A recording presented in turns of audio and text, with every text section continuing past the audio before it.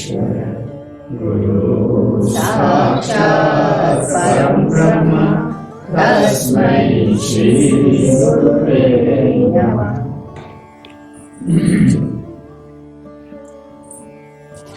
दिनांक 4 जुलाई सोमवार।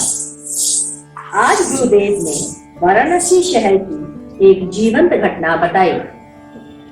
Bright studio के बगल में एसी दास गुप्ता एक मशहूर डॉक्टर रहते थे। वह बड़े ही नास्तिक थे। इन्हें ईश्वर एवं भगवान में कोई विश्वास नहीं था। पूजा पाठ नहीं करते, परंतु उनमें एक प्रमुख गुण था कि वे समय के बड़े ही पाबंद थे। ठीक 8 बजे दुकान जाने के लिए घर से निकलते। उन्हें देख करके लोग अपनी घड़ी मिलाया करते। 1 बजे दवाखाना बंद करते और आधा घंटा विश्राम कर पुनः 2:30 बजे 4 बजे तक मैगजीन अध्ययन कर पुनः नाश्ता 6 बजे, दुकान जाना 9 बजे रात्रि, वापस 11 बजे सो जाना। बहुत ही रूटीन का जीवन था। इसी बीच वह किसी मरीज से नहीं मिलते, रिश्तेदारों से भी लंच के समय ही मिलते थे। उनकी पत्नी ठीक इसके विपरीत थी। पत्नी नियमित उनका जूता पोंछती, अपने हाथ से खाना लगाती, पंखा झलती, जब तक खाना खाते रहते वापस आने पर मोजा उतारती, जाते समय चरण धूली लेती। उनका नित्य का नियम था। पत्नी दिन भर भगवान कृष्ण की पूजा और भक्ति में लगी रहती।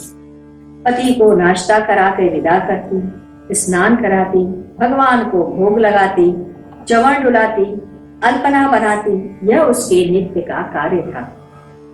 एक दिन डॉक्टर गुप्ता नाश्ता के मेज पर बैठे थे। समय बीत रहा था, नाश्ता नहीं आया। उन्हें आश्चर्य हुआ। पत्नी 4 बजे स्नान करके पूजा गृह में गई, सो वापस नहीं आई। डॉक्टर को क्रोध आया, उठे और पूजा कमरे का दरवाजा खोला। देखा पत्नी बेहोश पड़ी। जल का छींटा दिया, होश आई। पूछा कैसे बेहोश हो गई। 30 वर्षों तक कभी पत्नी का सिर सहलाए थे, आज उसका सिर गोद में लेकर पूछ रहे थे। कमजोर हो गई हो, दवा नहीं खाती। मुझे नाश्ता में विलंब हुआ तो मैं यहाँ आ गया। तुम बेहोश पड़ी। उन्होंने हाथ के इशारे से दिखाया कि इसका कारण यह मूर्ति है, जाओ हाथ धो आओ। उस अल्पना पर भगवान कृष्ण के पैरों के निशान हैं। उन्हें तो कभी विश्वास नहीं था, परंतु गए और जाकर देखा। लेंस लेकर गए, सब परीक्षण किया। पत्नी ने कहा कथाएं लिखने के लिए नहीं होती। देखो भोग की सामग्री लड्डू का टुकड़ा उनके हाथ में लगा है। उन्होंने पूछा टेस्ट किया, पैर के निशान ह्यूमन बॉडी के थे। इधर 8 बज गए, डॉक्टर नहीं आए। डॉक्टर ने अपना आला उतार दिया, धोती कुर्ता पहन ली और पत्नी से कहा आज से दवा खाना नहीं जाऊंगा। और फिर नहीं गए। अब प्रमाण की आवश्यकता नहीं थी कि आज भी वह तस्वीर उनके यहाँ पर टंगी है। परमपिता परमेश्वर ऊपर नहीं यहाँ भी है। वह 15 वर्षों तक जीवित रहे, परंतु संसार से संबंध नहीं रखा। ईश्वर में विश्वास नहीं था। आज उनकी यह स्थिति हो गई तो उनका शुद्ध ज्ञान आपका मिश्रित माया ज्ञान है। उनका स्वयं सिद्ध ज्ञान था।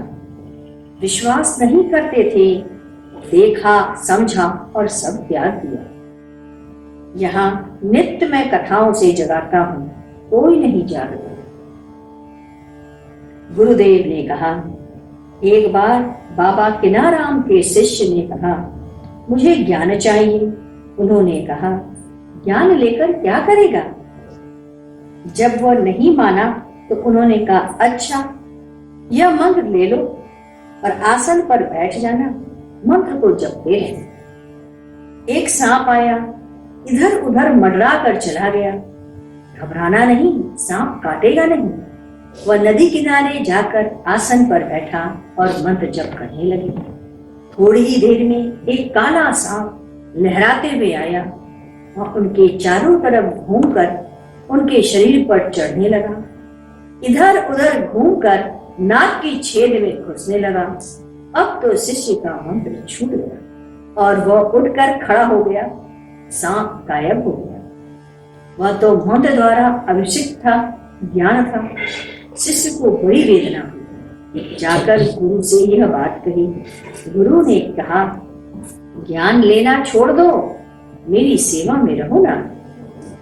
ऐसी ही एक घटना गुरुदेव ने बताई कि एक महात्मा थे। उनके शिष्य ने कहा, गुरुदेव आप चले जाएंगे तो हमें ज्ञान कौन देगा, कौन पार लगाएगा? उन्होंने कहा, मुझे देख रहे हो, मुझे बस पकड़े रहना, तुम पार हो जाओगे। शिष्य ने बहुत आग्रह किया तो गुरु ने कहा, अच्छा कुछ खाने को ले आओ। शिष्य रोटी ले आया। गुरु ने रोटी का एक हिस्सा अपने पकड़ा और दूसरा उसे पकड़ा लिया। ओखली बना ली। पहले अच्छी भोग सामग्री उसमें से उसे दी, पुनः शरीर का मल उसमें देना शुरू किया। शिष्य ने ओखली छोड़ दी। महात्मा ने कहा, अब क्या करोगे? मेरे साथ रहो, तुम्हें स्वयं ज्ञान प्राप्त हो जाएगा। गुरुदेव ने ज्ञान चर्चा को कहते हुए कहा, कमर से कंठ तक पिंड का ज्ञान है, कंठ से सहस्रार तक ब्रह्मांड का ज्ञान है, यह रजस है। इसके बाद प्रकृति समाप्त होती है और सत्यलोक प्रारंभ होता है। ब्रह्मा कह दिया तो रचना से संबंधित है। उत्पत्ति व विनाश दोनों संभव है। ब्रह्म कुमारी कह देने से अयोनिज नहीं हो जाते, उत्पत्ति नहीं दे सकते, क्योंकि कौमार्य अवस्था है। यह चेतन शक्ति का द्वार है। ब्रह्मा तक माया है, अतः यहाँ तक की साधना माया जनित है। यहाँ तक का ज्ञान चतुर्पद के प्रथम द्वार तक है, तुरीय अवस्था में है। जब आप परमपिता संबोधन करते हैं, जब भी बिंदु होगा तो आकार बन जाएगा, तब उसका निरूपण होगा। आपने परमपिता परमेश्वर कहा तो यह माया से युक्त है। पिता कहा तो यह जनक है, यह आकार है। आपका क्षुद्र ज्ञान विशाल दिखाई देता है। आपका ज्ञान कुएं में पड़े हुए मेढक की तरह है। जब तक ज्ञान और अज्ञान से परे होंगे तो आपको शिवत्व की स्थिति आएगी। ब्रह्म निरपेक्षता है, उसके ऊपर अक्षर शब्द है। ब्रह्मा स्वयं विष्णु के नाभि से निकले कमल पर बैठे हैं। स्वामी विशुद्धानंद जी ने एक बार नाभि से कमल निकाला तो कमल छत तक ले गए और कहा कि मैं इस पर ब्रह्मा को बैठाकर दिखा सकता हूँ।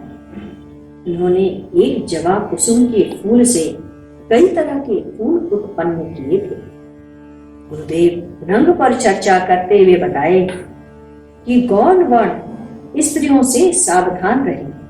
जितने भी गौण वर्ण हैं, उनमें नष्ट होने की संभावनाएं बनी रहती है। श्याम वर्ण में भी होती हैं, लेकिन कम होती हैं। काला तत्व पुरुष तत्व है, गौण वर्ण मिश्रित तत्व है।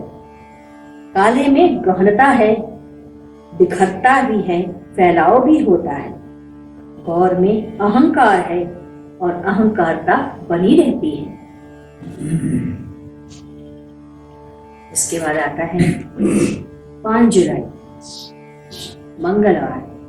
आज योगिनी एकादशी थी। सभी निर्जला व्रत कर रहे हैं। दूसरे दिन इसका पारण हुआ।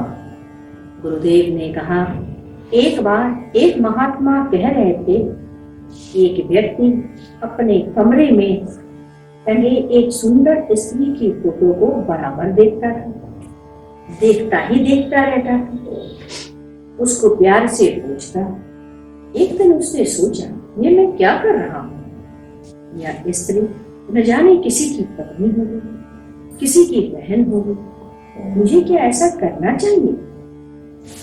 परंतु वह अपने आप को रोक ही न सका। ऐसे ही करते करते 4-5 साल बीत गए।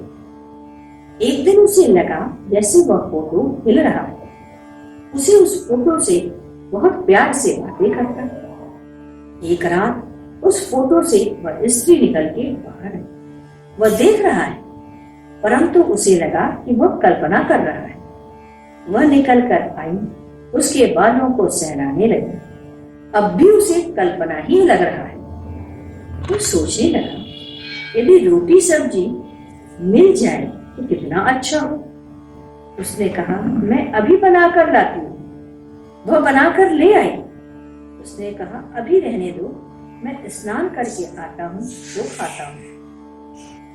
जब वह स्नान से लौटा तो देखा न वो फोटो है और न वो स्त्री। उसने जाकर महात्मा से यह बात बताई। उन्होंने कहा, वह प्रेत है। तुम्हारे अधिक प्रेम के कारण वह जागृत हो गई है। इसीलिए जब तस्वीर या मूर्ति की पूजा अधिक होने लगती है तो वह जागृत हो जाती है। अतः महात्माओं देवताओं का ही चित्र रखना चाहिए और उन्हीं की ही खूब पूजा करनी चाहिए। आइए चलिए हम लोग कुछ देर गुरु वंदना करते हैं।